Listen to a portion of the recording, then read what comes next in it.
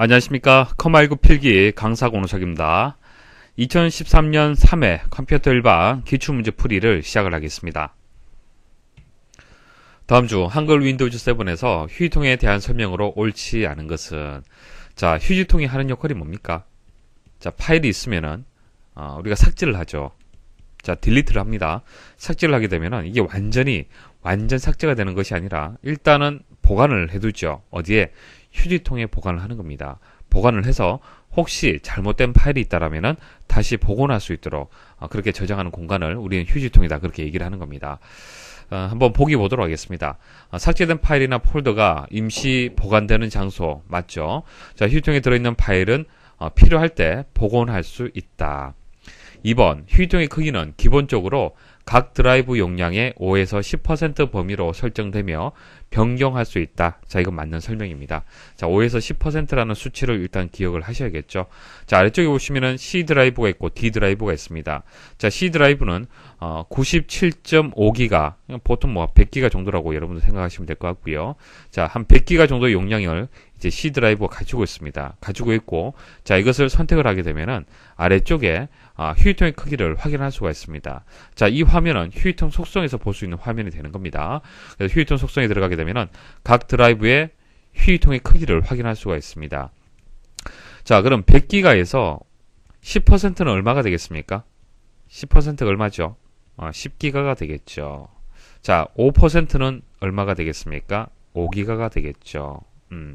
그래서 만일 100기가라면은 10에서 한 5기가 정도 사이즈로 해서 휴지통의 용량이 설정이 되는 겁니다. 아래쪽에 보시면은 7000메가라고 되어 있는데 이것은 7기가를 뜻하는 것이죠. 7기가. 그래서 7기가는 10에서 5기가 사이에 있는 숫자가 되는 겁니다. 그래서 5에서 10% 범위에 있다는 것이 맞습니다. 그러니까 최초에 여러분들이 윈도우즈 7을 설치를 하면요, 휴지통의 크기를 여러분들이 설정하는 것이 아니고요, 자동으로 윈도우즈 7에서 설정을 해주는데 그 범위가 5에서 10% 범위로 해서 휴지통의 용량이 설정이 되고요, 직접 여러분들이 숫자를 변경할 수 있습니다. 변경 가능해요. 그래서 2번에 대한 설명은 맞습니다. 자, 3번, 휴지통의 용량을 초과하여 사용하면 휴지통의 모든 내용은 삭제가 된다. 자, 휴지통의 용량이 이렇게 정해져 있잖아요, 그죠? 자, 그 이상의 크기를 가지고 있는 파일을 만일 지웠다. 그러면 어떻게 될까요? 용량이 꽉 차서 더 이상 그 휴지통에 저장이 될 수가 없을 겁니다. 근데 삭제가 된다 할 때 모든 내용이 삭제가 되는 것이 아니고요, 이런 식으로 삭제가 돼요. 자, 1번 파일 삭제했죠. 그럼 휴지통에 저장이 되겠죠. 2번 파일 삭제했어요. 3번 파일 삭제를 했습니다. 4번 파일 삭제를 했습니다. 자, 이런 식으로 해서 휴지통이 저장이 되잖아요, 그죠? 자, 근데 여기까지만 그 삭제를 했을 때 용량을 이제 초과하게 되었다는 얘기입니다. 그러니까 용량이 꽉 찼다는 얘기예요. 그러면 5번 파일이 삭제가 돼버리면은 일단 보기에 대한 설명을 보면은 모든 내용, 그러니까 1번에서 4번까지 모두 지워진다라는 의미가 되는데 그렇지 않습니다. 그렇지 않고요, 5번 파일이 삭제가 되면서 휴지통으로 이동이 될 때 가장 오래전에 삭제한 파일, 자, 1번만 지워져요. 1번만 지워서 용량을 확보를 하고 5번 파일에 대해서 휴지통으로 이제 저장이 되는 겁니다. 그래서 여기서 모든이라는 설명이 틀렸습니다. 가장 오래전에 삭제된 파일부터 자동으로 지워지게 됩니다.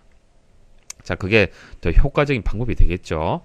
자, 4번, 휴지통에서 문서 파일을 복원하기 전까지는 파일을 편집할 수 없다. 휴지통 내에 있는 파일은요, 이렇게 파일이 있잖아요, 그죠? 자, 이것은 열어서 볼 수가 없습니다. 편집할 수가 없습니다. 이것을 복원해야만, 자, 복원하고 난 뒤에 편집을 할 수 있다는 얘기입니다. 그래서 4번도 맞는 설명이 되겠습니다. 자, 정답은 3번이 되겠습니다. 다음 중 컴퓨터 소프트웨어 개발 과정에서 제작되는 알파 버전에 관한 설명으로 옳은 것은, 프로그램의 몇 가지 이제 버전에 대한 이제 설명이 나옵니다. 여러분들 좀 기억을 하셔야겠죠.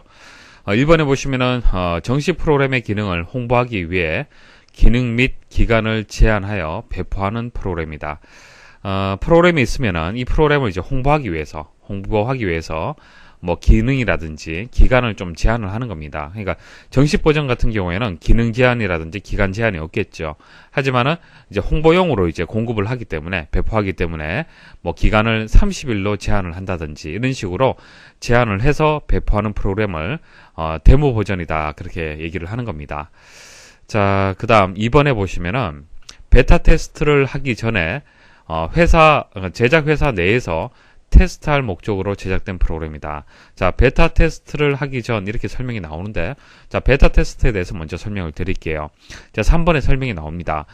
정식 버전을 출시하기 전에 테스트 목적으로 일반인에게 공개하는 프로그램이다.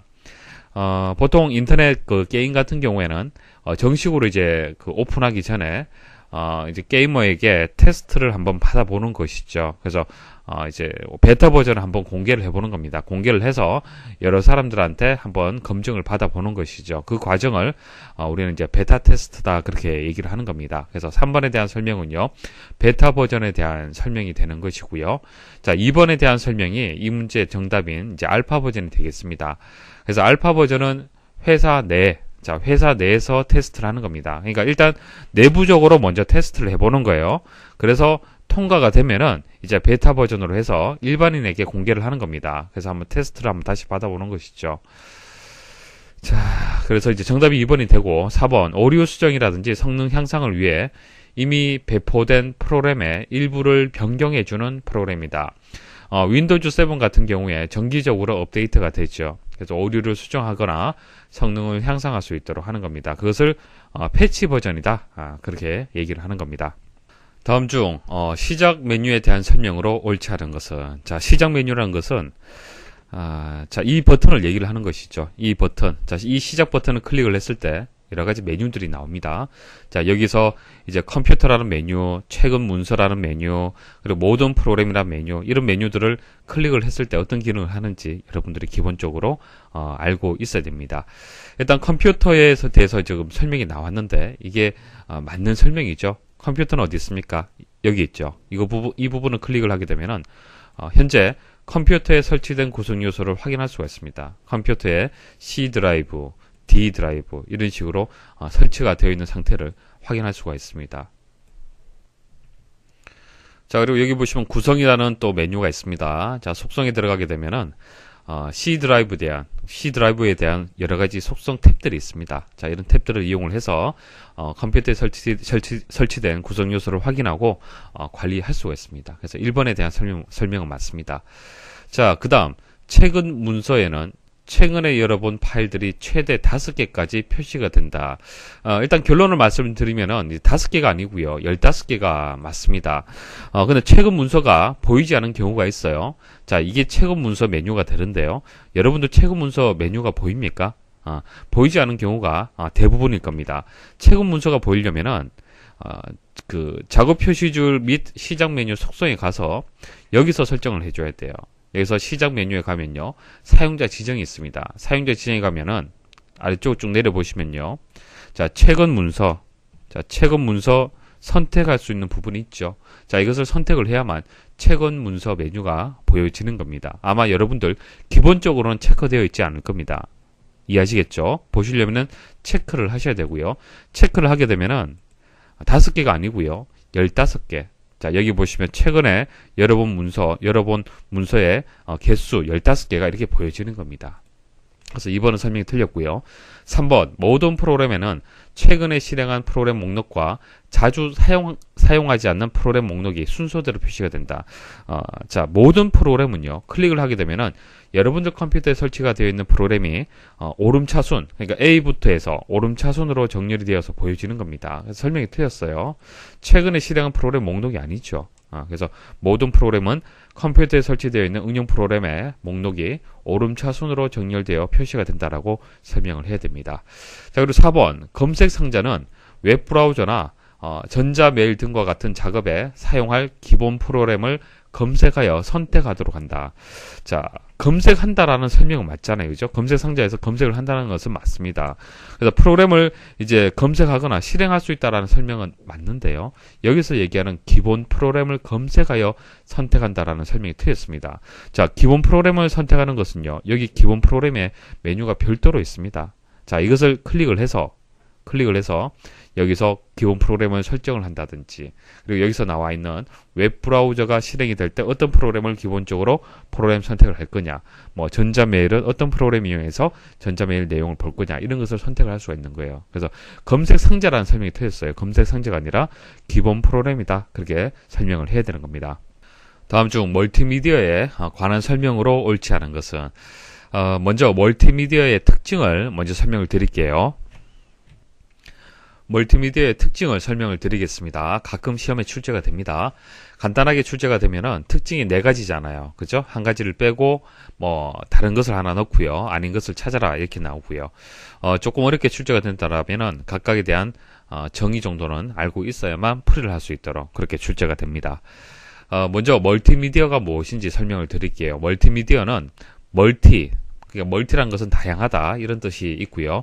미디어는 매체를 뜻하는 겁니다. 그래서 음성, 문자, 그림, 동영상 등이 혼합된 다양한 매체. 자, 다양한 매체를 멀티미디어라고 얘기를 합니다. 예전 같은 경우에는 멀티미디어 중에서 문자밖에 컴퓨터가 인식을 못했어요. 모든 이제 데이터를 입력을 할 때도 문자 형식으로 입력을 하고요. 결과도 문자 형식으로 해서 볼 수가 있었습니다. 하지만 지금은 멀티미디어, 이런 다양한 매체를 통해서 컴퓨터가 처리하고 결과를 또 보여줄 수도 있습니다. 자, 이런 특징을 한번 정리를 해볼게요. 상식적으로 한번 생각을 하고 이제 접근을 하시면 됩니다. 어렵게 생각하지 마시고, 디지털화. 자, 다양한 아날로그 데이터를 디지털 데이터로 변환하여 통합 처리한다. 자, 컴퓨터는 1과 0으로 되어 있는 데이터인 디지털 데이터를 처리를 하는 겁니다. 자, 이렇게 디지털 데이터를 사용하는 이유가 송수신에 따른 손실이 적고요. 통신을 할 때 손실이 적다는 얘기예요. 그리고 오류를 정정하는 그런 기능이 가능하다는 얘기입니다. 양방향성, 정보 제공자와 사용자 간의 소통을 통한 상호작용에 의해 데이터가 전달이 된다. 자, 라디오 같은 경우에는 단방향이라고 얘기합니다. 양방향성이라고 얘기하지 않죠. 방송국에서 사용자에게 보내면은, 청취자에게 보내면은, 청취자는 일방적으로 받는 역할밖에 못하죠. 그래서 방향이 한쪽밖에 정보가 흐르지 않습니다. 하지만은 최근에 컴퓨터를 이용해서 VOD, 뭐 주문형 비디오 방식으로 해서 뭐 영화를 다운로드 받는다든지 가능하죠. 그래서 사용자가 뭐 어떤 영화를 보고 싶습니다라고 요청을 하면은 그 영화를 보여주는 형식으로 해서 서비스가 되는 겁니다. 자, 이것을 상호작용이라고 얘기를 하고 양방향성이라고 얘기를 하는 겁니다. 그러니까 데이터가 전달되는 것이 한쪽 방향으로 흐르는 것이 아니라 서로 주고받는다는 뜻입니다. 정보의 통합성, 텍스트, 그래픽, 사운드, 동영상, 애니메이션 등의 여러 미디어를 통합하여 처리한다. 비선형성, 데이터가 일정한 방향으로 순차적으로 처리되는 것이 아니라 사용자의 선택에 따라 다양한 방향으로 처리가 된다. 자, 멀티미디어는 크게 성형 콘텐츠와 비성형 콘텐츠로 나눌 수 있으며 비성형적으로 발전하고 있다라는 설명이 되겠습니다. 자, 성형과 비성형의 차이점을 이제 간단하게 말씀을 드리면요. 극장에서 영화를 본다. 그때 영화라는 이 멀티미디어는요, 성형성의 특징을 가지고 있습니다. 이제 순차적으로 이제 영화가 이렇게 시작이 되고 마지막에 끝나는 이런 순서대로 진행이 되잖아요. 그죠? 뭐 시간, 뭐 2시간이라면은 2시간 동안 쭉 순서대로 볼 수밖에 없습니다. 여러분들이 원한다고 해서 뒤로 되돌릴 수는 없죠. 하지만은 영화를 다운로드 받아서 컴퓨터를 통해서 그 영화 재생기를 통해서 탐색을 하면서 영화를 볼 수도 있겠죠. 다운받은 영화 같은 경우에는 앞에 내용을 보다가 뒤에 내용을 잘 모르겠다. 그러면 되돌리기 하면 되고요. 앞으로 또 많이 또 이동을 해서 또 볼 수도 있겠죠. 자, 이게 비선형이라는 얘기입니다. 멀티미디어에 관련된 설명으로 옳지 않은 것을 찾는 문제가 되겠습니다. 자, 1번. 웹에서 멀티미디어 데이터를 다운로드 받으면서 동시에 재생해주는 기술을 스트리밍 기술이라고 얘기를 한다. 여러분도 지금 동영상 강의 듣고 계시죠? 이게 스트리밍 기술을 이용한 동영상 이제 다운로드 방식이 되는 겁니다. 그러니까 100%를 다 다운로드 받지 않다 하더라도 다운로드 받으면서 재생을 바로 할 수 있는 그 기술을 얘기를 하는 겁니다. 일반적으로 여러분들이 그 동영상을 다운로드 받을 때 스트리밍 기술이 다 이제 적용이 되어 있는 상태라고 보시면 됩니다. 2번, 멀티미디어 데이터의 전송 및 보관을 위해 대용량의 동영상 및 사운드 파일을 압축하거나 압축을 푸는 데 사용하는 모든 기술, 도구 등을 통칭하여 코덱이라고 한다. 자, 코덱이라는 얘기는 많이 들어보셨죠? 자, 동영상 파일이 있으면은 이 동영상 파일, 예를 들어서 캠코더를 이용을 해서 일상생활을 찍었어요. 그러면 이 찍은 동영상 파일은 사실상 아날로그 파일입니다. 이것을 디지털 파일로 이제 압축을 해야 됩니다. 압축을 하려면은 코덱이란 게 필요해요. 코덱을 이용을 해서 디지털 파일로 바꿀 수가 있습니다. 자, 그럼 이것을 다시 여러분들이 다운로드 받겠죠. 다운로드 받아서 이 디지털 파일을 이제 재생해서 모니터로 보시려면 또 코덱이 필요합니다. 코덱을 이용을 해서 압축을 또 풀어줘야 돼요. 그래서 이때 사용하는 기술이 이제 코덱이라고 하는 겁니다. 뭐 통합 코덱 들어보셨죠? 코덱에 문제가 있을 때, 동영상 재생에 문제가 있을 때는 통합 코덱을 설치를 하면은 대부분 해결이 되죠. 3번 텍스트, 그래픽, 사운드, 동영상, 애니메이션 등의 여러 미디어를 통합하여 처리하는 멀티미디어의 특징을 비성형성이라고 한다. 아니죠. 통합하는 것은 정보의 통합성을 뜻하는 겁니다. 비성형성은 데이터가 일정한 방향으로 순차적으로 처리되는 것이 아니라 사용자의 선택에 따라 다양한 방향으로 처리가 되는 것을 얘기를 하는 겁니다. 그래서 3번이 여기서 정답이 되고요. 4번 정보 제공자와 사용자 간의 상호작용에 의해 데이터가 전달되는 쌍방향성, 양방향성의 특징이 있다. 자, 이거 맞는 설명이죠. 자, 이 문제는 프린터에 대한 설명인데요. 이론적인 설명 드리고 문제 풀이하겠습니다. 프린터 대화 상자, 자, 인쇄 관리자에 대해서 말씀을 드리겠습니다. 문서를 인쇄하는 동안 작업 표시줄에 프린터 아이콘이 표시가 되죠. 자, 이와 같은 표시 보신 적 있습니까? 프린터를 하면은 여러분들 모니터 하단에 그 작업 표시줄이 있죠. 하단에 작업 표시줄이 있고 오른쪽에 보시면은 작업 표시줄 오른쪽에 보시면은 시간 표시되어 있는 그 왼쪽이 있죠. 거기 보면은 이런 프린터 아이콘이 표시가 될 겁니다. 자, 인쇄가 끝나면 이 아이콘은 없어져요. 자, 없어지고요. 자, 이 작업 표시줄에 표시된 이 아이콘을, 프린터 아이콘을 더블 클릭을 하면요. 지금 설명드리고자 하는 프린터 대화 상자, 그러니까 인쇄 관리자가 되는데요. 이와 같은 대화 상자가 나옵니다. 대화 상자가 나와요. 자, 이거의 특징에 대해서 설명을 드리는 겁니다. 자, 여러 개의 출력 파일들의 출력 대기 상태를 확인할 수 있다. 그러니까 프린터를 여기 보시면은 그 프린터물이 문서가 하나, 그 다음 두 개가 있어요. 이런 식으로 또 출력 버튼 누르면은 3개, 그 다음 줄에 또 표시가 되고요. 또 4개, 이런 식으로 표시가 된다는 얘기입니다. 그래서 대기 상태를 확인할 수가 있고요. 자, 인쇄 작업에 들어간 문서도 강제로 종료시킬 수가 있다. 자, 인쇄 중에 있어요. 인쇄 중에 있는 이 그 문서가 있습니다. 이 문서에서 선택을 하고 오른쪽 버튼 클릭을 하면요. 일시 중지 혹은 다시 시작, 취소, 속성 이런 메뉴가 있습니다. 그러니까 취소 누르게 되면 어떻게 되는 거예요? 인쇄 안 되는 거예요. 그러니까 그 여러분들이 전원 버튼, 프린터에 있는 전원 버튼을 강제적으로 끄는 것이 아니라 이제 프린터 대화 상자에서도 프린터를 종료시킬 수 있다는 얘기입니다. 인쇄 작업에 들어간 문서도 잠시 중단, 일시 중지 시켰다가 다시 시작이 가능하다. 자, 상식적으로 생각을 하시면 돼요. 자, 인쇄 중에 있습니다. 문제가 있어요. 잠시 일시 중지, 그리고 다시 시작 가능하다는 얘기입니다. 여러 개의 출력 파일들이 출력 대기할 때 출력 순서를 임의로 조정할 수 있다. 자, 순서 바꿀 수 있습니다. 문서 아이콘을 프린터 아이콘 위에 끌어다 놓으면 인쇄가 가능하다. 그냥 바탕화면에 그 해당 문서 1.hwp라는 문서가 있어요. 이거 끌어다가 이렇게 놓으면 된다는 얘기예요. 인쇄 작업에 오류가 표시되어 해당 문서가 인쇄 대기열에 대기하면 뒤에 인쇄 작업이 진행 안 된다. 자, 요거 주의를 하셔야 되는데, 만일 이 문서가 문제가 있어요. 그래서 오류가 발생을 했습니다. 그럼 뒤에 문서는 어떻게 되냐면 무한정 기다려야 됩니다. 자, 이게 어떻게 조치가 될 때까지 기다릴 수밖에 없어요. 자동으로 다음 문서가 인쇄가 되는 것은 아닙니다. 이 문서가 출력 중에 있기 때문에 다른 문서가 같이 섞여서 출력되면 안 되겠죠. 그래서 어떻게 계속 연속으로 출력을 하든 종료를 하든 빨리 조치를 해야만 다음 문서를 출력을 할 수 있습니다.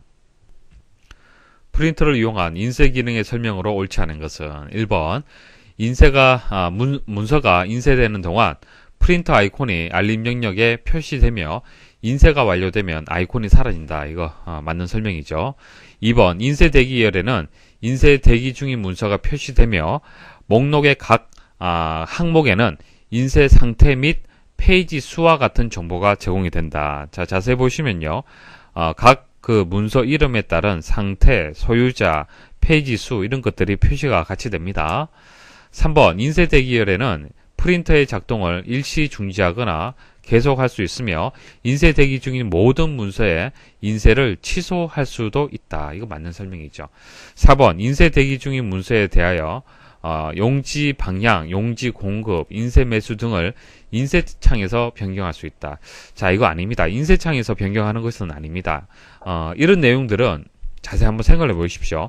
아래 한글에서 출력 버튼 누르잖아요. 그죠?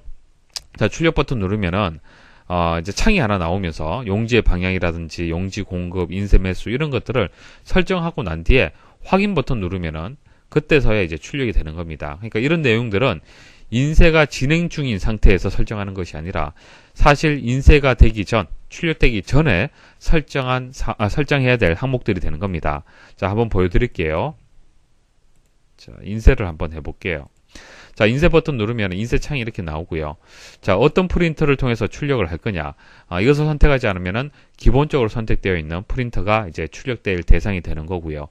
여기서 인쇄 매수라든지 뭐 인쇄 범위라든지 이런 것들을 설정할 수 있고 또 자세한 내용들은 속성에 들어가서 뭐 용지에 대한 이제 이런 공급, 뭐 레이아웃 이런 것들을 설정을 합니다. 자, 이런 것들 다 설정하고 난 뒤에 확인 버튼 눌러야만 프린터를 통해서 출력이 되는 겁니다. 자, 그래서 4번은 틀린 설명이 되겠습니다. 실제 인쇄 관리자에서 인쇄 대기열에 있는 해당 문서의 속성창을 한번 열어보십시오. 열어보시면은 조금 전 보여드렸던 이런 각각의 탭에 대한 내용들이 이렇게 비활성화되어 있습니다. 비활성화되어 있다는 것은 수정할 수 없다는 뜻이에요. 다음 중 동영상 압축 표준에 대한 설명으로 옳지 않은 것은 자, 1번 디빅. 자, 디빅은 MPEG-4와 MP3를 재조합한 것으로 비표준 동영상 파일 형식이다. 이거 맞는 설명입니다. 그러니까 영상은 MPEG-4, 음성은 MP3. 자, 이것으로 이제 재조합을 했는 건데요. 이것은 이제 표준 동영상 파일이 아니고요. 비표준이 되겠습니다. 하지만 디빅을 많이 이용을 하죠. 자, 그다음 2번 AVI. 자, AVI는 MS사가 개발한 윈도우즈의 표준 동영상 파일 형식이다. AVI에 대한 특징을 정리를 하십시오. MS사 그리고 표준이다. 그렇게 기억을 하시면 되고요. 3번 ASF. ASF가 이제 애플사가 개발한 이렇게 설명이 나오는데 ASF도 MS사에서 개발한 겁니다. 그래서 아래쪽 설명 보시면요. 인터넷을 통해 오디오, 비디오 및 생방송 수신 등을 지원하는 MS사의 통합 멀티미디어 형식이에요. 그래서 설명 자체가 틀렸습니다. 자, 애플사가 개발한 동영상 압축 기술로 JPEG 방식을 사용한다. 자, 이 설명에 대한 그 압축 표준은요, 퀵타임이 되겠습니다. 퀵타임이라는 게 있어요. 자, 이것은 애플사에서 만든 그런 방식이 되겠습니다. 자, 그다음 MPEG. 동영상뿐만 아니라 오디오도 압축할 수 있으며 프레임 간 연관성을 고려하여 중복 데이터를 제거하는 손실 압축 기법을 사용한다. 자, 이거 키워드들 기억을 하십시오. 다음에 또 자세하게 또 설명을 드릴 겁니다. 그래서 3번이 정답이 되겠습니다. 다음 중 아래에서 설명하는 저작권법에 기초한 저작자의 재산권이 제한되는 범위가 아닌 것은 자, 저작권법은 제작자의 권리와 이에 인접하는 권리를 보호하고 저작물의 공정한 이용을 도모함으로써 문화의 향상 발전에 이바지함을 목적으로 한다. 자, 저작물의 공정한 이용은 제작자의 권리를 본질적으로 침해하지 않은 범위 내에서 제한하게 된다. 자, 이게 무슨 뜻이냐면은 아래쪽에 내용 한번 보십시오. 자, 저작권법에 나와 있는 조항인데요. 제2간에 보시면은 저작재산권의 제한이라는 항목이 있습니다. 그러니까 저작권을 가지고 있는 저작자가 무조건적으로 이것은 사용 못한다라고 하는 것이 아니고요. 그것을 제한을 두는 경우가 있어요. 몇 가지가 있는데요. 한번 보도록 하겠습니다. 그러니까 저작권법을 위배하지 않는다는 얘기예요. 이런 경우에는 저작물 이용 과정에서의 일시적인 복제, 그러니까 저작물을 이용을 하다 보면은 여러분들이 의도하지 않았는데 복제가 되는 경우가 있습니다. 자, 어떤 경우냐면은 뭐 여러분들 웹서핑을 하다가 인터넷 서핑을 하다가 저작물을 서핑을 할 수 있잖아요. 그죠? 서핑을 하다 보면은 자연스럽게 복제가 돼요. 램에 복제가 되는 겁니다. 그러니까 여러분들 컴퓨터에 일시적으로 복제가 된다는 얘기예요.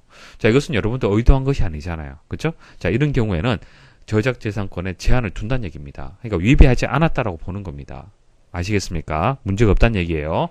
자, 입법, 행정의 목적을 위한 내부 자료로서 필요한 경우 가능하고요.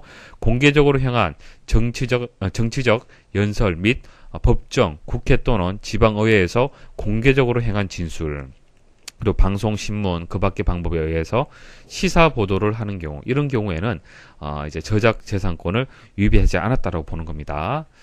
자, 이런 내용들을 찾을 수가 있어야 되는 거예요. 아시겠죠? 자, 1번 보시면은 공적 이용을 위하여 공공기관 등에서 복제하는 경우. 자, 이거 공공기관에서 공적 이용을 해서 뭐 복제를 한다 해서 문제가 되지 않을 것 같지만 이건 문제됩니다. 자, 한번 생각을 해보십시오. MS 오피스 프로그램. 자, 공무원들이 이용을 하는데 문제가 됩니까? 안 됩니까? 복제해서 함부로 쓰면 안 됐죠. 저작권법에 의해서 문제가 될 수가 있습니다. 그래서 1번은요, 문제서 요구하는, 그러니까 저작자의 재산권이 제한되는 범위가 아닙니다. 문제가 돼요. 자, 그 대신 2번, 3번, 4번은 문제가 없다는 얘기예요. 보도, 비평, 교육, 연구 등을 위하여 정당한 범위 안에서 인용을 하는 경우 상관없고요. 고등학교 이하의 학교 교육 목적상 필요한 교과형 도서에 게재하는 경우, 자, 이거 문제가 없고요. 방송 사업자가 자체 방송을 위하여 일시적으로 녹화하는 경우도 문제가 없습니다. 하지만 1번은 저작권법에 의해서 이제 문제가 된다는 얘기입니다. 자, IPv6 주소책에 대한 문제인데요. 설명 먼저 드릴게요. IP 주소 체계 두 가지 말씀드리겠습니다. 자, 인터넷을 사용을 해서 서로 이제 데이터를 주고받으려면은 주소라는 개념을 가지고 있어야 됩니다. 여러분들 댁에 주소가 있듯이 인터넷상의 컴퓨터라든지 여러 가지 단말기들도 다 주소가 있습니다. 여러분들이 가지고 있는 스마트폰, 그죠? 태블릿 PC, 노트북 이런 것들이 다 IP 주소가 부여가 되어 있는 상태입니다. 그래서 이제 IPv4라는 것을 사실 지금까지 이용을 했는데요. 자, 이게 문제가 좀 있더란 얘기입니다. 어떤 문제가 있냐면은 총 이게 주소 체계 자체가 32비트 주소 체계를 가지고 있습니다. 자, 32비트 주소 체계를 가지고 있다는 것이 무슨 뜻이냐면은 자, 한 개의 비트로 표현할 수 있는 정보의 가지수가 자, 2의 1승. 자, 1비트면은 1승이 됩니다. 그래서 두 개의 정보를 표현할 수가 있는 거예요. 그래서 한 개의 비트라는 것은 0 아니면 1 값을 가질 수가 있기 때문에 정보의 가지수는 두 가지가 되겠죠. 그러면 32비트라면 2의 32승계의 정보의 가지수를 표현할 수 있다는 얘기입니다. 그러니까 IPv4는요, 주소의 개수, 전 세계적인 주소의 개수가 2의 32승 개의 주소를 가진다는 얘기입니다. 근데 이거 많은 것 같지만은 그렇지 않습니다. 과거에는 컴퓨터를 가지고 있는 집도 드물었지만은 지금은 1인당 IP 하나만 부여를 해도 이제 세계 인구를 계산을 해도 상당히 많을 거고요. 그리고 한 사람당 IP 한 개만 있어서 안 되죠. 집에서 쓰는 IP, 스마트폰, 그다음 노트북, 그리고 업무용으로 쓰는 회사용 컴퓨터, 그죠? 자, 이런 각종 컴퓨터라든지 단말기에 IP가 다 부여가 돼야 됩니다.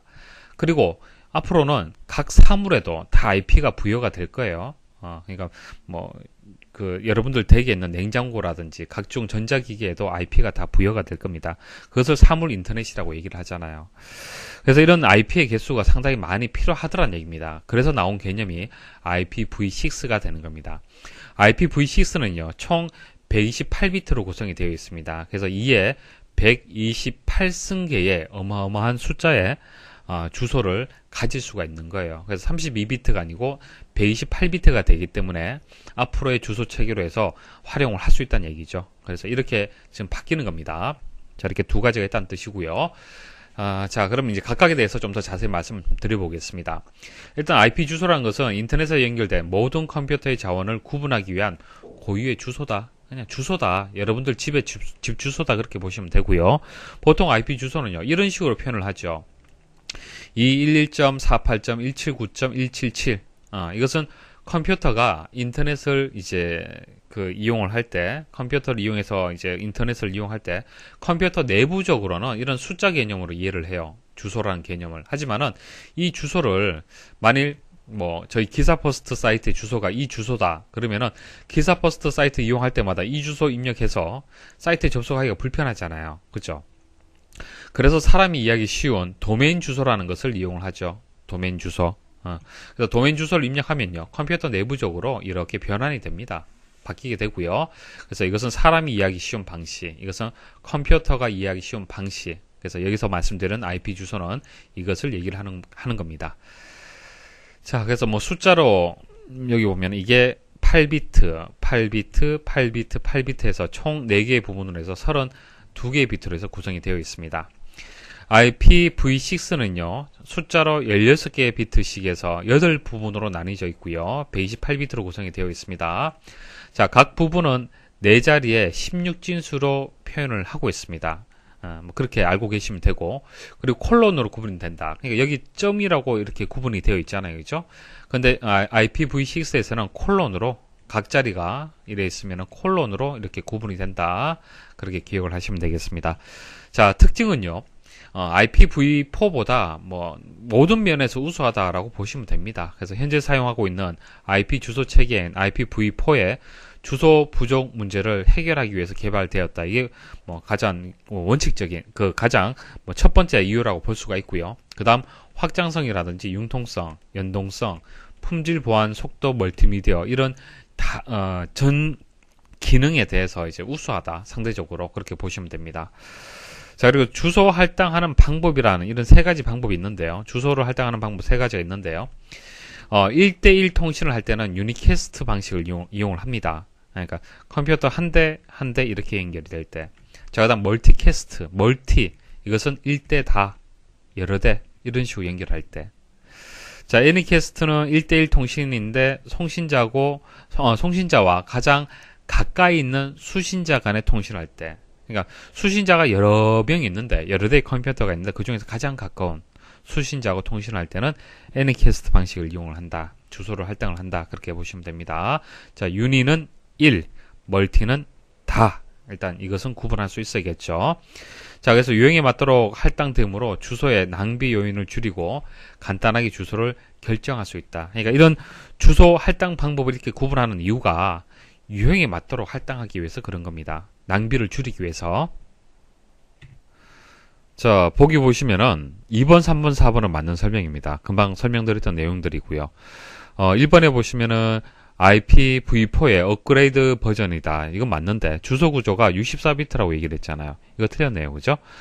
숫자로 16비트씩에서 8부분으로 되어 있습니다. 그래서 16 곱하기 8을 하게 되면 128비트가 됩니다.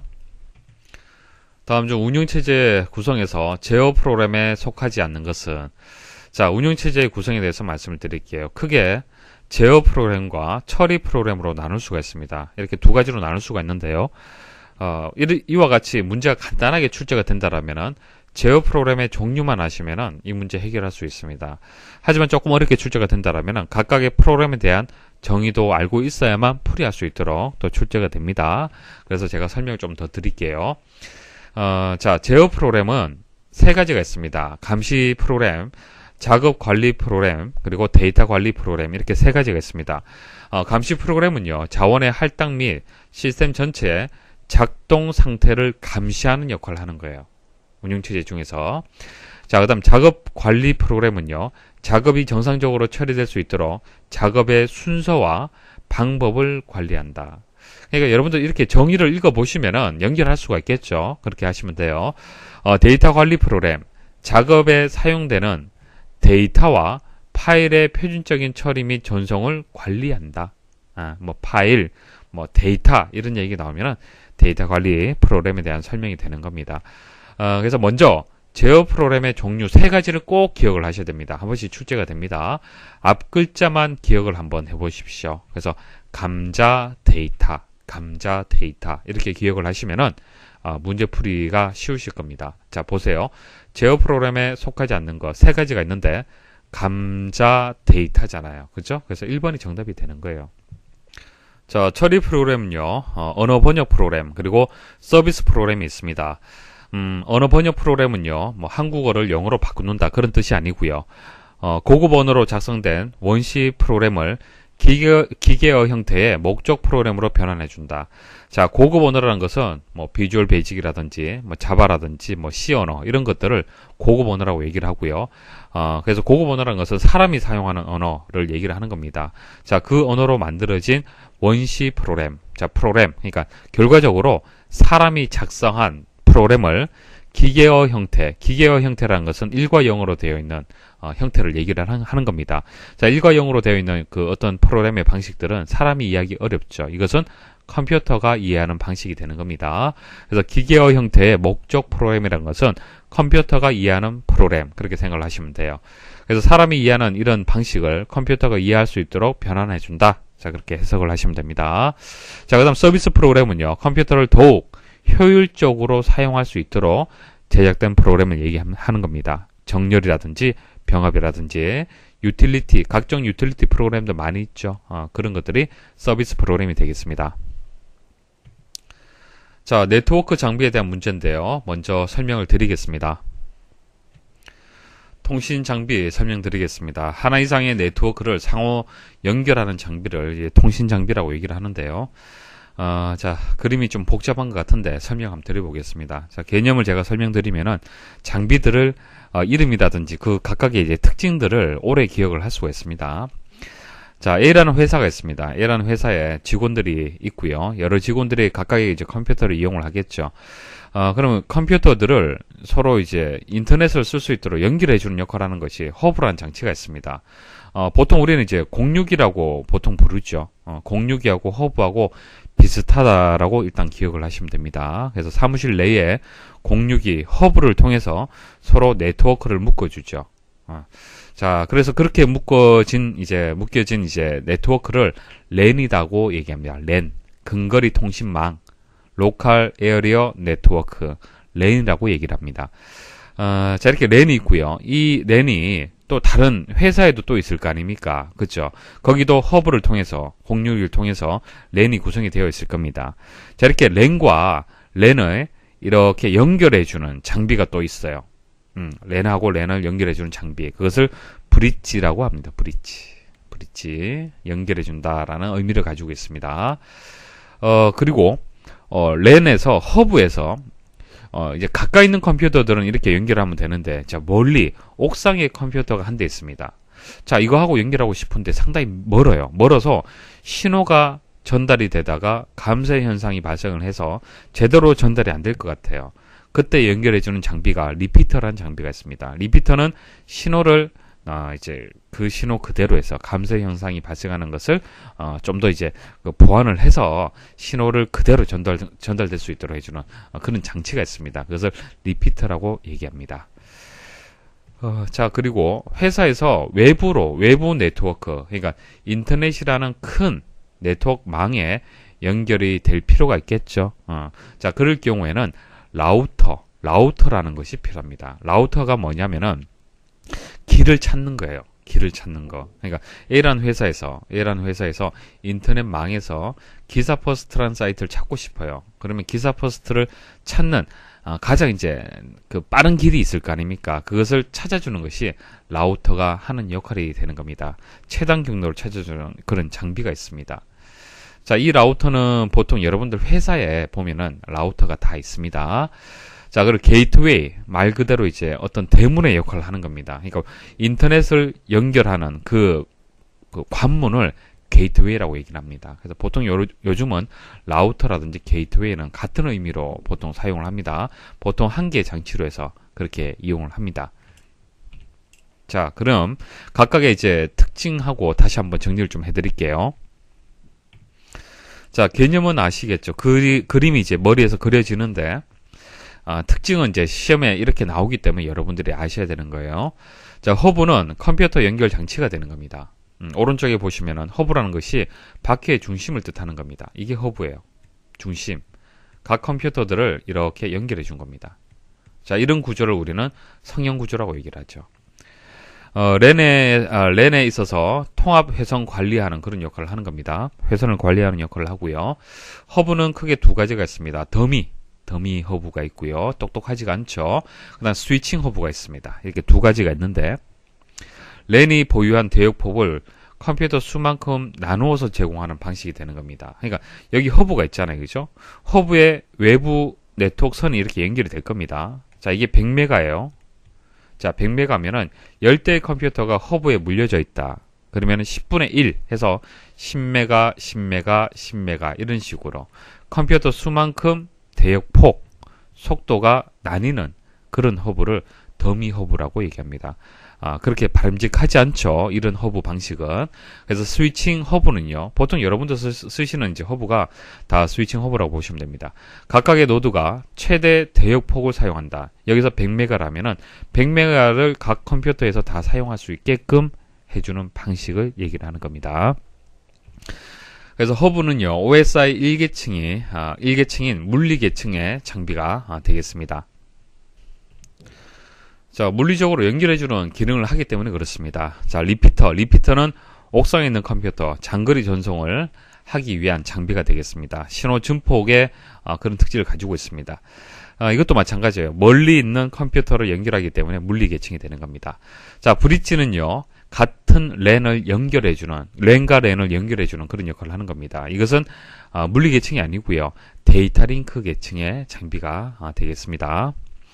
자, 라우터는 네트워크와 네트워크를 연결해주는 그런 역할을 하는 겁니다. 자, 이쪽 네트워크하고 이쪽 네트워크하고 연결을 해주는데 최적의 경로를 설정할 수 있도록 도와주는 장비가 되고요. 그리고 이것은 OSI 세 번째 계층인 네트워크 네트워크 계층의 장비가 되겠습니다. 자, 게이트웨이는 라우터하고 비슷해요.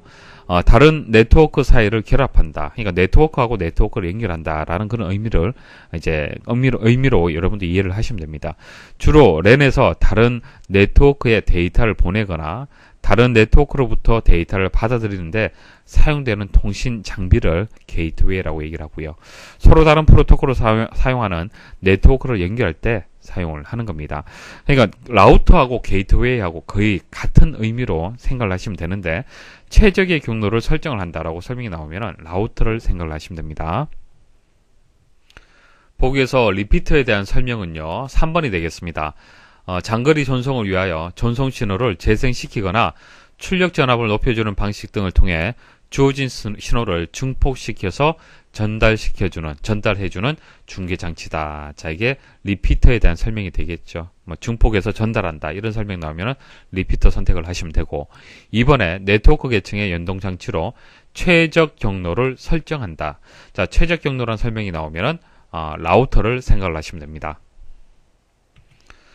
자, 네트워크 통신망에 대한 문제인데요. 이론적인 설명 드리고 문제풀이 하겠습니다. 네트워크 구성 형태 말씀을 드리겠습니다. 아래쪽 그림 보시면 아시겠지만은 컴퓨터와 컴퓨터를 어떻게 연결할 거냐 그것을 얘기를 하는 겁니다. 그 모양에 따라서 이제 이름이 정해졌는데요. 성형, 스타형이라고 얘기를 하는데 아래쪽 그림 보시면요. 자, 이런 모양이 되겠습니다. 자, 중앙에 이제 컴퓨터가 한 대 있어요. 쉽게 여러분들이 은행의 그 본점이라고 보시면 되고 각 지점의 컴퓨터들하고 연결되어 있는 구조 그렇게 생각을 하시면 됩니다. 중앙 컴퓨터 또는 교환기를 중심으로 주의 컴퓨터들이 1대1로 접속하는 방식이다. 고장 발견이 쉽고 유지 보수가 용이하다. 자, 고장 발견이 쉬운 이유가 중앙 컴퓨터 입장에서 한번 보십시오. 만약 이 컴퓨터가 안 된다라면은 이쪽 부분에 문제가 있겠죠. 자, 이 컴퓨터가 안 되면 이쪽 부분에 문제가 있을 겁니다. 그래서 고장 발견하고 유지 보수가 용이하다는 뜻입니다. 자, 버스형 보도록 하죠. 선이 하나 있습니다. 이걸 버스라고 얘기를 합니다. 자, 이 버스에다가 각각의 컴퓨터들, 이 단말기들을 연결하는 방식이 되겠습니다. 하나의 통신 회선에 여러 대의 컴퓨터를 접속하는 방식이고요. 증설이나 삭제가 용이합니다. 증설하려면은 여기에다가 이렇게 달면 되잖아요. 그리고 삭제하려면은 이 자체를 이제 끊어버리면 되겠죠. 버스의 어떤 그 변화는 상관이 없잖아요. 그죠? 그대로 유지가 되면서 증설하고 삭제가 용이합니다. 링형은 이런 모양이 되겠습니다. 서로 이웃하는 컴퓨터들끼리 원형으로 연결한 방식이고요. 양방향으로 통신이 가능하죠. 이쪽으로도 통신을 할 수가 있고 이쪽으로도 통신할 수 있습니다. 계층형은 탐색기의 어떤 구조를 생각하시면 되겠죠. 부모 사이트가 고장나면 그 자식 사이트들은 통신이 불가능하다. 자, 만약 이쪽 부분에 문제가 있어요. 그럼 이거 자식들끼리 통신됩니까? 안 되잖아요. 자, 망형은 모든 컴퓨터들을 각각의 전용 통신 회선으로 연결하는 구조다. 그러니까 이 컴퓨터하고 이 컴퓨터하고 이렇게 연결되고, 이렇게도 연결되고, 이렇게도 연결되고, 이렇게도 연결된다는 얘기입니다. 그러니까 이게 만일 문제가 생기면은 이렇게 우회해서 또 접속을 할 수가 있겠죠. 회선 장애 시 다른 경로를 통해서 데이터 전송이 가능한 그런 방식이 되겠습니다. 자, 옳은 것을 찾는 문제입니다. 보겠습니다. 1번 계층형. 자, 계층형은 그 탐색기, 여러분들 사용하는 컴퓨터에 이제 그 윈도우 탐색기 있죠. 탐색기를 생각을 하시면 됩니다. 폴더 형식을 생각하시면 되고, 계층형이란 것은 정의가 좀 틀렸죠. 중앙 컴퓨터와 일정 지역의 단말 장치까지는 하나의 통신 회선으로 연결시키고, 자, 상위에 노드가 있으면은, 자, 이런 식으로 연결을 시키고요. 자, 이웃하는 단말 장치는 일정 지역 내에 설치된 중간 단말 장치로부터 다시 연결시키는 형태. 자, 이런 식으로 여기서 다시 연결이 된다는 뜻입니다. 됐죠? 자, 이것은 계층형에 대한 설명이고요.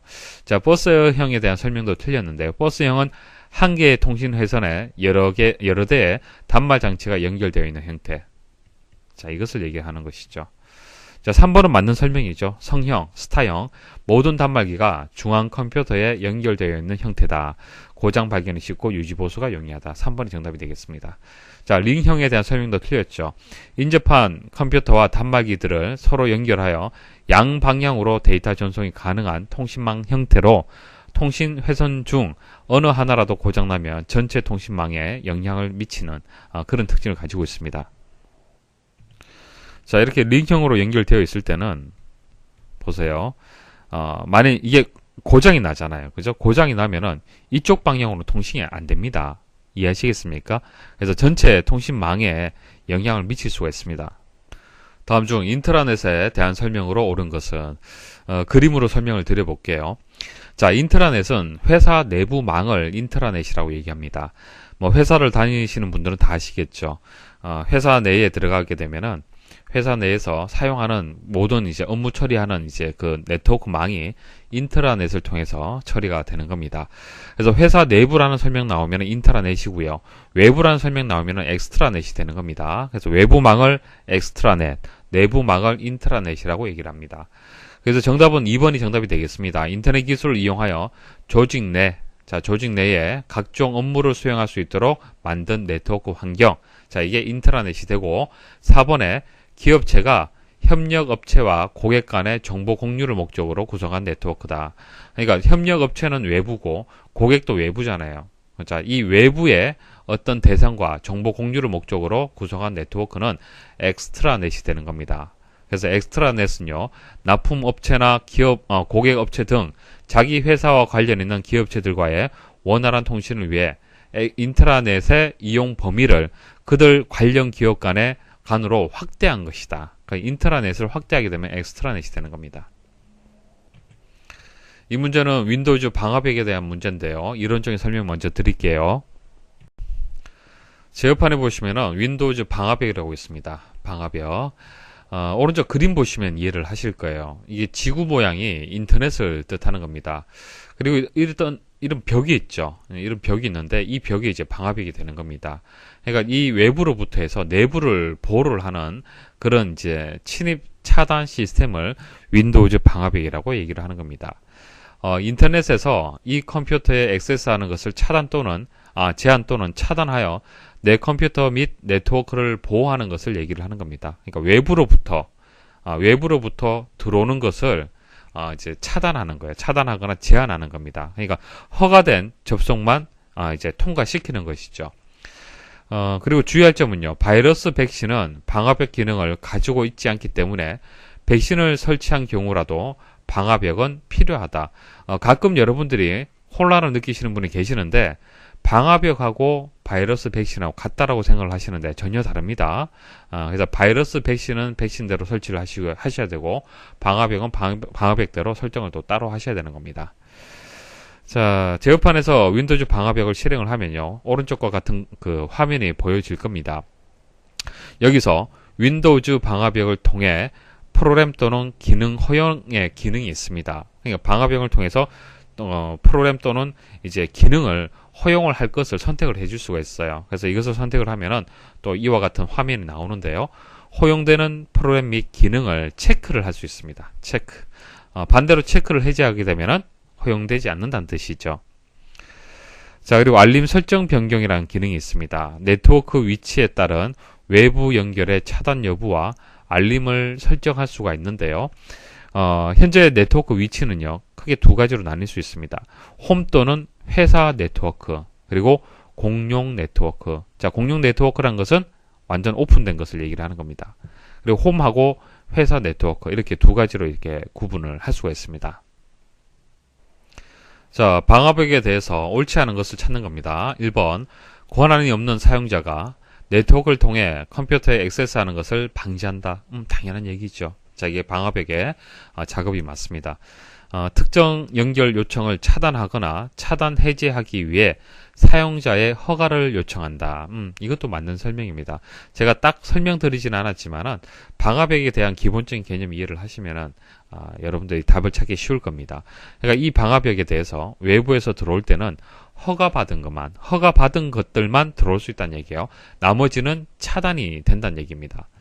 자, 3번 네트워크 위치는 홈 또는 회사 네트워크, 자, 공용 네트워크로 나뉘어진다. 이건 맞는 설명입니다. 그리고 각각에 대해서 방화벽을 어떻게 작동을 할 거냐 말 거냐 또 설정을 할 수도 있습니다. 4번 위험한 첨부 파일이 있는 전자메일을 사용자가 열지 못하게 한다. 이것은 방화벽하고는 상관이 없어요. 전자메일을 이제 사용자가 연다는 것은요, 이제 방화벽하고 관련이 없습니다. 이거 비슷한 기능이 스팸 기능이죠. 스팸 처리 기능. 이것은 전자메일을 제공하는 그 사이트에서 제공하는 그런 기능이 되는 겁니다. 여기서는 4번이 정답이 되겠습니다. 다음 중 TV, 냉장고, 이동전화 등과 같이 해당 제품의 특정 기능에 맞게 특화되어 제품 자체에 포함된 운영체제는, 자, 우리가 운영체제라고 하면은 PC에 설치가 되는 뭐 윈도우즈 7을 이제 대표적으로 여러분들이 이해를 하실 건데요. 꼭 이것만 있는 것은 아닙니다. 여러분들을 사용하고 있는 애플의 iOS 그리고 구글의 안드로이드 이런 것들도 운영체제가 맞아요. 물론 윈도우즈 7보다는 이제 조금 작습니다. 작고 그 특성에 맞도록, 그 제품의 특성에 맞도록만 필요한 기능들만 이제 포함이 되어 있는 그런 운영체제가 되겠습니다. 여기서 이제 정답이 되는 것이 인베디드 이제 운영체제가 되겠는데요. 인베디드라는 것은 내장을 했다라는 그런 의미를 가지고 있습니다. 그래서 인베디드 시스템이라고 얘기하면요, 내장형 시스템을 말하는 겁니다. 자, 정한 목적을 위한, 자, 정한 목적이라는 것은 TV라면 TV에 맞는 목적, 냉장고라면 냉장고에 맞는 목적, 자, 이동전화라면 이동전화에 맞는 목적이 분명히 있을 거예요. 그죠? 자, 그 목적을 위한 작은 컴퓨터 시스템이다. 자, 작은 컴퓨터 시스템. 자, 그 목적에 맞는 기능만 딱 집약을 했는 거예요. 자, 그 시스템을 얘기를 하는 겁니다. 자, 하드웨어와 소프트웨어가 하나로 조합되는 것을 인베디드 시스템이라고 얘기를 하는 겁니다. 자, 그럼 인베디드 운영체제는 뭐냐? 거기에 맞는 운영체제를 얘기를 하는 거예요. 거기에 맞는 운영체제. 자, 애플의 이제 iOS는 애플의 아이폰과 아이팟 터치라든지 아이패드에 내장되어 있는 모바일 운영체제를 얘기를 하는 거고요. 자, 구글의 안드로이드, 여러분도 뭐 잘 아시죠? 뭐, 리눅스 기반의 개방형의 운영체제가 되고요. 윈도우즈 C라는 것도 있습니다. 윈도우즈 C. 이것은 MS사에서 만든 이제 운영체제가 되겠습니다. 그래서 여기서 정답이 되는 것은 1번이 되겠습니다. 문자 데이터를 표현하는 코드에 대해서 먼저 설명드리고요. 문제 풀이하겠습니다. 자, 데이터를 표현하기 위한 코드에 대해서 말씀을 드릴게요. 자, 코드가 왜 필요한지 먼저 말씀을 드리겠습니다.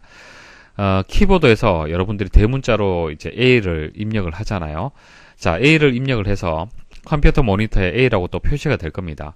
자, 근데 컴퓨터가 이 A라는 것을 A로 문자로 인식을 할까요? 이해를 하겠습니까? 아니죠. 이것은 사람이 이해하는 방식이고요. 컴퓨터는 이진수로 모든 값들을, 데이터들을 표현을 합니다. 그래서 그 값이 1000001이라는 숫자로 바꿔줘요. A 값이 들어오면은 이 값으로 바꿔주는 겁니다. 그래서 이게 코드표로 해서 미리 약속이 정해져 있습니다. 그게 코드의 개념이 되는 거예요. 사람이 이해하는 방식하고 컴퓨터가 이해하는 방식이 다르기 때문에 그것을 코드로 약속으로 이제 표현을 하자고 정한 겁니다. 자, 그 코드가 예전에 사용했던 코드가 BCD 코드라는 게 있었습니다. BCD 코드, IBM사에서 만든 코드 방식이고요. 총 6개의 비트로 이제 되어 있습니다. 자, 6개의 비트로 되어 있다라면은 2의 6승계의 정보를 표현을 하기 때문에 24개의 자료를 표현할 수가 있습니다. 자, 근데 한번 생각을 해보십시오. 알파벳의 영문자, 대문자, 소문자, 숫자, 특수문자 이런 거 다 표현할 수 있을까요? 이걸로 안 되잖아요. 그렇죠? 그래서 BCD 코드는요. 처음에 그냥 수치 계산하기 위해서 단순히 계산하기 위해서 만든 코드가 되겠습니다. 그래서 영소문자는 사용할 수가 없어요. 영소문자는 64개 다 포함하기에는 너무 작기 때문에 넣지를 못했습니다. 그 다음에 나온 것이 이제 아스키 코드예요. 아스키 코드는 지금 우리가 사용을 하고 있죠. 미국 표준협회에서 만든 겁니다. 총 7개의 비트로 만들었어요. 그래서 2의 7승계가 되고요. 128개가 되기 때문에 128개 정보 중에서 이제 영소문자, 대문자까지 다 넣을 수가 있는 겁니다. 통신 제어용으로 사용을 하고 있고요. PC에서 사용을 하고 있죠. 우리가 사용하는 코드가 일반적인 코드가 아스키 코드라고 보시면 됩니다. 그래서 금방 말씀드렸던 A라는 값을 어떤 코드로 이해를 하느냐, 아스키 코드로 표현하면 이렇게 이해를 하는 겁니다. 만약 B가 되면 어떻게 될까요? 대문자 B. 여기서 플러스 1을 해주시면 됩니다. 100, 0010이 되는 거예요. C는 또 플러스 1 이런 식으로 되겠죠. 자, FCD는 그 확장된 BCD 형태라고 보시면 됩니다. 8개의 비트를 이제 표현할 수가 있습니다. 그래서 256개가 되고요. 이건 PC용이 아닙니다. 중대형 컴퓨터에서 사용하는 그런 코드 방식이 되겠습니다. 자, 유니코드라고 얘기 들어보셨습니까? 유니코드는 국제 표준입니다. 국제 표준 2바이트로 되어 있습니다. 2바이트. 1바이트가 8비트입니다. 그래서 16개의 비트죠. 그래서 2의 16승계의 정보를 표현할 수가 있기 때문에 만국 공통 국제 문자 부호를 체계를 이제 표현을 할 때는 유니코드로 표현을 합니다. 그러니까 전 세계의 어떤 문자를 다 표현을 할 때는 한 이 정도 크기는 필요하다는 얘기죠. 그래서 유니코드를 이용을 합니다. 자, 그래서 코드에 대해서 기본적인 것을 말씀을 드렸는데 여기 한번 모양을 한번 보십시오. 페리티라는 게 있고요. 자, 여기서부터 여기까지는 존 비트, 여기서부터 여기까지는 디지트 비트 이렇게 나뉘는데 깊이 있게 아실 필요는 없습니다. BCD 코드에서 디지트 비트는요 4개의 비트로 해서 고정되어 있습니다. BCD가 되든 ASCII가 되든 FCD가 되든 디지트 비트의 영역은 이렇게 이제 4개의 비트로 되어 있고요. 존 비트가 이제 하나씩 늘어나는 거예요. 각각이 하는 역할이 다릅니다. 그냥 데이터를 표현하는 어떤 규칙이 있는데 존 비트와 디지트 비트로 해서 구성이 된다라고 일단 생각하셔야 되고 그 비트의 개수가 몇 개인지도 좀 기억을 좀 하셔야 돼요. 그리고 페리티 비트가 이제 앞쪽에 이렇게 하나 들어가는데 페리티 비트는요 오류를 검출하기 위한 비트예요.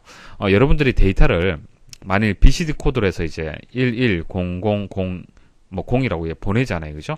보내면은 전송하는 중에 뭐 손실이 발생할 수도 있고 이게 어떤 다른 외부적인 영향에 의해서 숫자가 바뀔 수가 있잖아요. 그죠?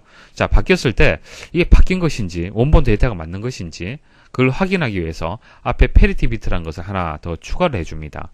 자, 그 방법은 다음에 문제가 나오면 또 설명을 드릴게요. 자, 이것을 부가를 해서 오류를 검출하기 위한 그 비트를 페리티 비트라고 얘기를 하는 겁니다. 자, 그리고 이제 에러를 검출하는 이제 방식이 페리티 비트 방식도 있지만 해밍 코드라는 방식도 있습니다. 해밍 코드는요, 페리티 비트의 단점을 보호하는 겁니다. 페리티 비트는 오류를 검출할 수밖에 없어요. 그냥 오류가 발생했다, 안 했다라는 것만 판단이 됩니다. 교정이 안 돼요. 문제는. 그래서 해밍 코드는 에러 검출뿐만 아니라 교정까지 할 수 있는 코드 방식이다. 기억을 하십시오. 자, 그럼 문자 데이터를 표현하는 코드가 아닌 것은요, 설명드리지 않은 것이 그레이 코드가 되겠습니다. 그레이 코드는 숫자 데이터를 표현하는 코드다. 그렇게 기억을 하시면 되겠습니다. 다음 중 시스템 복구를 해야 하는 시기로 가장 적절하지 않은 것은, 자, 시스템 복구 왜 하는 겁니까? 기본적인 개념을 한번 생각을 해보죠.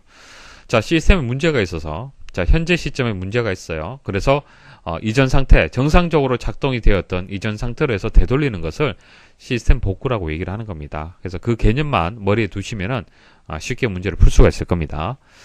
1번, 새 장치를 설치한 후 시스템이 불안정하다. 당연하죠. 그럼 설치하기 전 상태로 되돌리면 되겠네요. 로그온 화면이 나타나지 않으며 운영체제를 시작할 수 없다. 문제가 있다는 뜻이죠. 3번, 누락되거나 손상된 데이터 파일을 이전 버전으로 되돌리고자 한다. 정상적인 상태로 해서 되돌리고자 한다. 그래서 1번에서 3번까지는 맞는 설명입니다. 자, 지금 4번은 틀렸습니다. 파일의 단편화를 개선하여 디스크의 접근 속도를 향상시키고자 할 때라고 되어 있는데, 자, 이것은 디스크 조각 모음이라는 어떤 기능을 얘기를 하는 겁니다. 자, 이 기능이 왜 필요한지 설명을 한번 드려볼게요. 여러분들 하드디스크가 있다라면은, 이 하드디스크에 프로그램을, 이제 설치를 하는 경우도 있을 거고요. 또 삭제를 하는 경우도 있을 겁니다. 맞습니까? 자, 그러면 1번 프로그램을 설치했다고 가정을 할게요. 자, 1번이 여기서부터 여기까지입니다. 설치를 했어요. 자, 그 다음 2번 프로그램을 설치를 했습니다. 그럼 여기서부터 이렇게 또 설치가 되겠죠. 자, 3번 프로그램 설치했어요. 또 이렇게 설치를 했습니다. 자, 여기서 2번 프로그램을 삭제했습니다. 자, 그럼 2번 프로그램 설치되어 있는 이 부분이 비워지겠죠. 그죠? 자, 그 다음 4번 프로그램 설치를 하면요. 분명히, 자, 이 공간에 저장되는 것이 아니라 다음 공간에 저장이 된다든지, 자, 다른 공간에 또 저장이 될 수가 있습니다. 그래서 설치와 삭제를 계속 반복을 하다 보면은, 자, 이게 뭐 하드디스크 공간이라고 했을 때 설치가 되어 있는 부분, 설치가 되지 않은 부분, 설치가 되어 있는 부분, 설치가 되지 않은 부분, 이런 식으로 조각이 나와 있어요. 조각이. 자, 이렇게 조각이 나와 있는 것을 모은다는 얘기입니다. 그게 디스크 조각 모음 기능이 되는 겁니다. 자, 이렇게 조각이 나 있는 것을 우리는 조금 어렵게 단편화가 발생을 했다, 분산화 되었다. 자, 그렇게 얘기를 하는 겁니다. 그래서 파일의 단편화라는 것은 이런 개념을 얘기를 하는 거예요. 자, 이렇게 단편화가 되어 있으면 문제점이 뭐냐면요. 속도가 떨어집니다. 속도가. 그러니까 이 부분을 읽어드리고요. 그 다음 두 번째 이 파일을 읽어드려야 돼요. 그럼 1번 파일 읽어드리고 이 부분이 비워져 있잖아요. 그죠? 그럼 2번 파일을 또 찾아야 되는 거예요. 자, 이렇게 찾기보다도 연속되게 1번하고 2번이 연속되게 붙어 있으면은 더 속도가 빨라지겠죠. 자, 그래서 2번을 위쪽으로 올려서 1번 옆으로 배치를 해주는 겁니다. 이게 디스크 조각 모음이 되는 겁니다. 단편화로 인해 여기저기 분산되어 저장된 파일들을 연속된 공간으로 최적화 시켜 디스크의 접근 속도를 향상시키는 기능이다. 자, 여기서 꼭 기억을 하셔야 될 것이 디스크 조각 모음은요, 접근 속도를 개선하는 방법입니다. 접근 속도를 빠르게 하는 방법이에요. 근데 용량하고는 무관합니다. 어차피 디스크 내에 있는 파일들을 옮겨서 정리를 하는 거잖아요. 그렇죠? 그래서 용량을 뭐 줄여준다라고 설명을 하게 되면은 디스크 조각 모음에 대한 설명이 틀렸습니다. 자, 그래서 이것은 시스템 복구하고는 전혀 상관이 없습니다. 이 문제는 제어판의 관리센터에 대한 문제인데요. 먼저 설명을 드리겠습니다. 제어판에 가면은 관리센터라고 있습니다. 자, 관리센터는 보안 관련된 어떤 내용들을 보실 수가 있어요. 여러분들 컴퓨터의 현재 보안 관련된 상태를 확인할 수가 있는데요. 자, 관리센터의 이제 정의를 먼저 말씀을 드리고 실습을 통해서 보여드리겠습니다. 사용자의 컴퓨터를 안전하게 보호하기 위해 네트워크 방화벽이라든지, 자, 윈도우즈 업데이트, 바이러스 방지, 그리고 스파이웨어 및 원치 않는 소프트웨어를 방지하거나 백업, 문제 해결 등에 대한 현재의 보안 및 유지 관리 상태를 확인하고요. 관련 내용을 설정을 하는 겁니다. 자, 보여드릴게요. 자, 제어판에 가시면은 관리센터라고 있습니다. 자, 실행을 하시면은 이렇게 빨간색, 노란색 표시가 되어 있고요. 보안, 그리고 유지관리로 이렇게 나뉘어져 있습니다. 자, 일단 보안이 좀 급한 내용이 되겠죠. 유지관리보다도. 그래서 보안적인 측면에서 빨간색으로 표시된 부분이 보시면은 바이러스 방지 부분에 백신이 지금 꺼져 있다라고 이렇게 메시지가 나옵니다. 자, 그러면 이거 누르면은 지금 바로 또 사용을 할 수가 있겠죠. 그래서 현재 여러분들 사용하는 컴퓨터의 어떤 문제점들을 바로 보실 수가 있어요. 그리고 바로 조치를 또 할 수도 있습니다.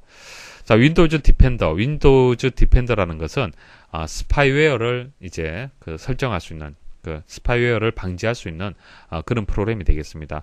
자, 윈도우즈 디펜더도 제어판에 있습니다. 자, 제어판에 가시면은 자, 윈도우즈 디펜더라고 있어요. 자, 윈도우즈 디펜더를 실행을 해서 스파이웨어라든지 사용자 동의 없이 설치된 소프트웨어로부터 해서 보호를 받을 수가 있습니다. 자, 그리고 윈도우즈 업데이트 관련된 내용들도 보실 수가 있습니다. 자, 유지 관리에는 기타 내용들, 메시지를 보실 수 있다고 보시면 됩니다. 자, 그리고 중요한 문제점이 있을 때는 작업 표시줄 하단, 우측 하단에 보시면은 알림 영역에 보시면은 이렇게 깃발 모양으로 해서 X표가 표시가 됩니다. 이 부분을 클릭을 하면요, 관리센터 열기 클릭을 해서 또 바로 또 이동을 할 수 있습니다. 자, 관리센터에서는 주의가 필요한 보안 및 유지 관리 설정에 대한 메시지가 이제 표시가 되고요. 빨간색은 바로 처리를 좀 해야 돼요. 급한 거고요. 자, 노란색은 처리를 고려해야 된다라는 그런 의미를 가지고 있습니다. 관리센터 보안을 선택하면 여러 가지 보안 설정을 통해 컴퓨터의 상태를 확인할 수 있다. 다음 중 윈도우즈 관리센터의 보안에 해당하지 않는 것은 설명드리지 않은 것을 생각하시면 됩니다. 윈도우즈 업데이트, 방화벽, 바이러스, 이것은 맞죠. 인증서는 해당이 없습니다. 다음 내용 중 옳은 것만 고른 것은, 자, 가번 보겠습니다. A번 보겠습니다. 자, 중앙 처리 장치는 컴퓨터의 하드웨어를 제어하고 입력받은 데이터를 처리하고 출력 장치로 내보내는 기능을 한다. 이거 맞는 설명이네요. 자, 1 더하기 2를 연산을 한다라고 봤을 때 CPU가 하는 역할이 일단 1 더하기 2를 처리하기 위한 하드웨어를 제어를 해줘야 됩니다. 그 다음 처리를 해서 3이란 결과를 만들어내야겠죠. 그리고 이 3이란 결과를 모니터를 통해서 출력을 해야 됩니다. 이게 CPU가 하는 역할이 맞습니다. 자, B번 보조 기억장치. 자, 보조 기억장치는 여러 가지가 있죠. 현재 사용하고 있는 하드디스크도 보조 기억장치고, 예전에 테이프라는 것도 이용을 했었습니다. 테이프, 이런 것들도 이제 보조 기억장치가 되겠습니다. 자, 이런 보조 기억장치는 저장 용량에 따라 순차 접근과 직접 접근 방식으로 구분한다. 잘 모른다 하더라도, 자, 이 기준하고 이게 나뉘는 게 맞습니까? 조금 다른 것 같죠. 순차 접근, 직접 접근하고 용량하고는 조금 다른 것 같아요, 기준이. 그래서 이 설명이 틀렸는데요. 자료 접근 방법에 따라서 순차하고 직접으로 나눌 수가 있습니다. 자, 순차는요, 말 그대로 순서대로 데이터를 접근하는 방식이에요. 예전에 테이프로 음악을 들어보셨습니까? 자, 테이프 방식은요, 1번 노래, 2번 노래, 3번 노래, 4번 노래가 있으면은 4번 노래를 들으려면은 1번, 2번, 3번 노래를 거쳐서 4번 노래를 들어야 돼요. 이게 순차 방식이 되는 겁니다. 하지만 CD로 해서 음악을 담았을 때는, 저장을 했을 때는 네 번째 노래라면 네 번째를 콕 찍어서 바로 들을 수 있죠. 그게 직접 접근 방식이 되는 겁니다. 그래서 B번은 설명이 틀렸습니다. 자, C번 레이저 프린터는 프린터 헤드에 가는 구멍을 통해 잉크를 분사하여 인쇄하는 방식으로 소음이 적고 저렴한 비용으로 컬러 인쇄가 가능하다.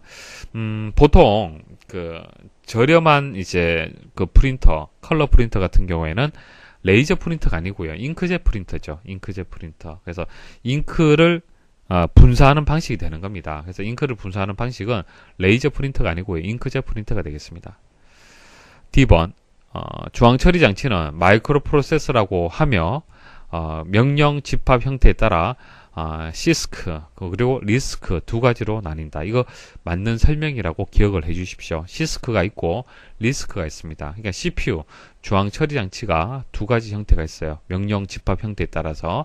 자세한 것은 다음에 또 설명을 드릴 겁니다. 2번 컴퓨터의 하드웨어는 크게 제어 장치, 연산 장치, 주기억 장치, 보조 기억 장치의 입력, 출력으로 구분된다. 암기하려고 하지 마시고 그림을 한번 그려 보십시오.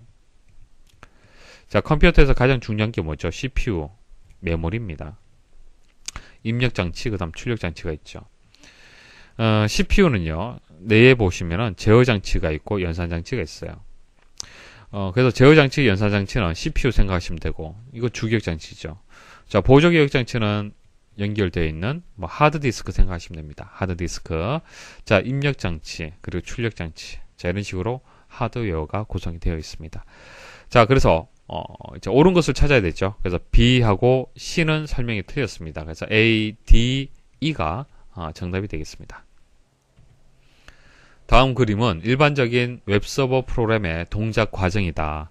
다음 중 서버 쪽 괄호 안에 웹 프로그램으로 옳지 않은 것은 조금 어려울 수가 있는데 자, 이 부분 서버 쪽이고요. 그 다음 클라이언트가 되겠습니다. 자, 이거 여러분들이라고 생각을 하시면 되고요. 서버 쪽을 이제 기사 퍼스트 저희 사이트라고 한번 생각을 해 보십시오. 자, 웹서버라는 것은 여러분들이 이제 네이버라든지 네이버 웹서버, 기사 퍼스트 웹서버에서 사이트에 접속을 하죠.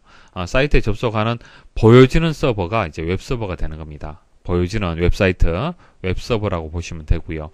근데 이 웹서버가 단순히 보여지는 역할만 하는 것이 아니죠. 자, 네이버를 예를 들어서 말씀을 드리면요. 네이버는요, 그 서버가 데이터베이스하고 연결이 되어 있습니다. 수도 없이 많은 데이터들을 가지고 있잖아요. 그죠? 그 데이터를 웹서버에서 그대로 가지고 있는 것이 아니라 데이터베이스라는 공간에 저장이 되어 있어요. 데이터들이. 예. 자, 저장이 되어 있고요. 이 데이터베이스 하고요. 웹서버 하고요. 중간에 이렇게 연결해주는, 처리해주는 프로그램이 있습니다. 그 프로그램을 웹 프로그램이다. 그렇게 얘기합니다. 웹 프로그램. 웹 프로그램. 여러분들 검색, 예를 들어서 게시판 검색을 하잖아요. 그죠? 자, 검색 같은 이런 기능들을 해서 데이터베이스의 내용을 보실 수가 있잖아요. 그죠? 그때 웹 프로그램이 따로 있다는 얘기입니다. 도와주는 프로그램. 검색을 도와주는 프로그램. 아시겠죠? 자, 이런 프로그램에 속하지 않는 거, 옳지 않은 것을 찾아라라는 그런 설명이 되는 겁니다. 그래서 ASP, JSP, PHP. 자, 각각에 대해서는 다음에 또 설명을 드릴게요. 자, 이런 것들은 서버, 웹서버에서 사용하는 웹 프로그램이 맞습니다. 여기서 S 있죠, S. 이 S가 서버의 의미를 가지고 있어요. 그래서 ASP, JSP는 웹 프로그램이 맞다. 서버 쪽에서 사용하는 웹 프로그램이 맞다라고 기억하시면 되고, PHP도 맞습니다. 그래서 데이터베이스를 사용하여 웹서버 프로그램을 만들 수 있는 언어, 프로그래밍 언어예요. 이게 언어가 ASP, JSP, PHP 등이 있습니다. 자, 근데 XML은 아닙니다. XML, HTML. 자, 들어보셨습니까? HTML의 단점을 보완한 것이 XML이에요. XML. 그래서 XML은요, 확장성 이제 생성 언어다 그렇게 얘기를 하고, 구조화된 문서 제작용 언어다라고 합니다. 그러니까 문서를 제작하는 거예요. 여러분들 보는 그 웹페이지 있죠. 웹페이지를 만드는 겁니다.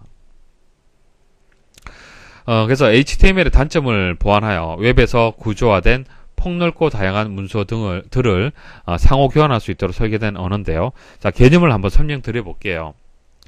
자, 컴퓨터가 두 대가 있습니다. 서로 문서를 주고받아요. 만일 한글 파일이다. 그럼 한글 파일 포맷에 맞도록 서로 주고받아야겠죠.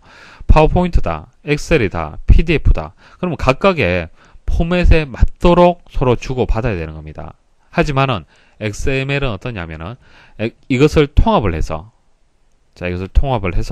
상호 교환할 수 있도록 XML이라는 포맷을 만든 거예요. 그럼 쉽게 이제 이 문서 형태로 해서 전송을 하게 되면은 각 컴퓨터에서 자동으로 처리를 해서 이와 같은 데이터들을 처리를 할 수가 있는 겁니다. 자, 그래서 XML은요, 서버 측에서 실행이 되는 데이터베이스를 사용하는 프로그래밍 언어가 아닙니다.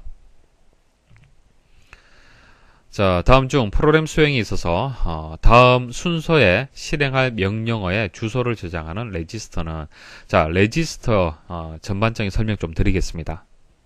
컴퓨터에서 가장 중요한 장치, 프로세서 구성에 대해서 말씀을 드리겠습니다. CPU, 중앙 처리 장치 다 같은 뜻입니다. 자, 아래쪽 그림 한번 보십시오. 여러분들 컴퓨터의 이제 본체를 한번 열어보시면요, 메인보드라는 게 있습니다. 판이 하나 이렇게 있어요. 이 판에 보면은 가운데 부분에 보시면은 이런 장치가 연결이 되어 있을 겁니다. 이게 CPU라는 장치가 되겠습니다. 사람으로 치자면 이제 두뇌와 같은 역할을 하는 것이 CPU가 하는 역할이 되겠습니다. 자, 그러면은 간단한 예시를 통해서 프로세스가 어떤 역할을 하는지 말씀을 좀 드려볼게요. 자, 1 더하기 2. 자, 이 연산을 컴퓨터를 이용을 해서 계산을 한다라고 한번 생각을 해볼게요. 자, 첫 번째 할 일은 뭐죠? 일단은 1 더하기 2라는 것을 입력을 해야겠죠.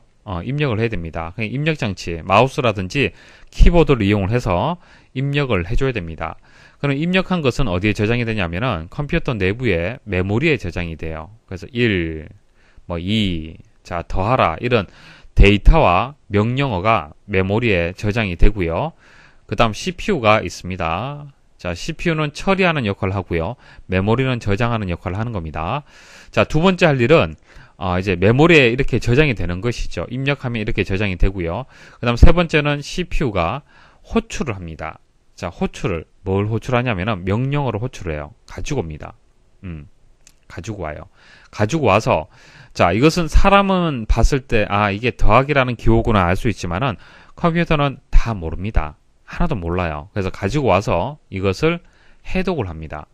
해독을 해서, 이게 더하라는 거구나.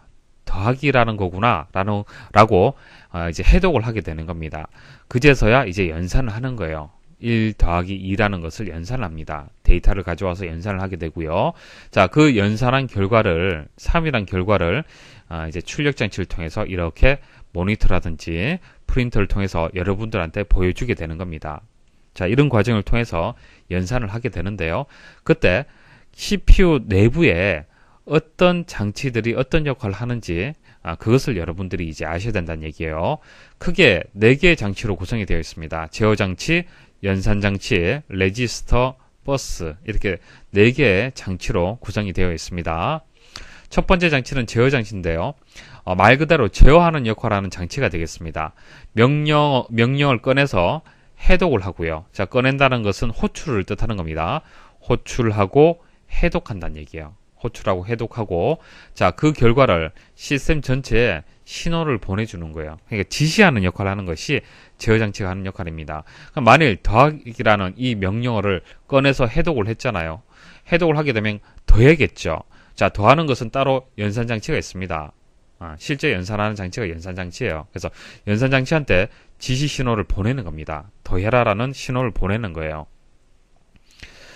자, 그 다음 레지스터가 있습니다. 레지스터가 하는 역할은 기억하는 역할을 하는 겁니다. 컴퓨터 내부에 메모리라는 장치가 있지만은 CPU 내에도 기억 장치가 있습니다. 아주 작은 용량의 기억 장치가 있는데요. CPU 속에서 일시적으로 값을 기억하는 임시 기억 장소를 레지스터다, 그렇게 얘기를 하는 겁니다. 메모리 중에서 가장 빠른 기억 장치가 레지스터가 되겠습니다. 자, 레지스터의 종류가 여러 가지 상당히 많습니다. 많은데 몇 가지만 말씀을 좀 드려볼게요. PC라는 게 있습니다. PC, 프로그램 카운터, 명령 계수기라고 얘기를 하는데요. 다음에 실행할 명령의 번지를 기억을 한다. 자, 이게 메모리가 되고요. 자, 메모리는 번지라는 개념으로 접근을 합니다. CPU가. 자, 여러분들 댁에 주소라는 개념이 있죠. 우편이 보내지고 받을 때는 주소라는 개념으로 그렇게 전달이 되는 거지 않습니까? 컴퓨터의 메모리도 마찬가지입니다. 이렇게 주소 개념으로 해서 CPU가 명령을 하나씩 꺼내와요. 가지고 옵니다. 이렇게. 가지고 오는데요. 그때 다음에 실행할 명령어의 번지를 기억하는 것이 PC라는 레지스터가 있습니다. 그러니까 만일 첫 번째 번지를 가지고 왔잖아요. 그러면 다음에 수행할 번지는 2번지가 되겠죠. 자, 2번지 가지고 왔어요. 다음에 수행할 번지는 3번지가 되겠죠. 이처럼 PC라는 레지스터가 있는데 이 레지스터에 1, 2, 3, 4 이런 식으로 다음에 실행할 명령의 번지를 기억을 하는 그런 역할을 하는 겁니다. IR은 Instruction Register, 그러니까 명령 레지스터를 뜻하는데요. 현재 수행 중인 명령의 내용을 기억을 합니다. 자, 1번지에 있는 만일 더하기다. 그럼 이 더하기를 가지고 왔을 거 아니에요. 그죠? 가지고 오면은 어딘가는 기억을 해야 될 거 아닙니까? 그게 IR이라는 레지스터가 된다는 얘기입니다. ACC는 Accumulator, 누상기를 얘기를 하는데요. 금방 1 더하기 2는 3이다라고 그 결과를 모니터를 통해서 보여준다고 말씀을 드렸는데, 일단 이 연산이 이루어지는 것은 CPU 내에서 이루어지는 것이죠. 자, 그리고 그 결과 3도 잠시 CPU에 일단 저장을 해 두고요.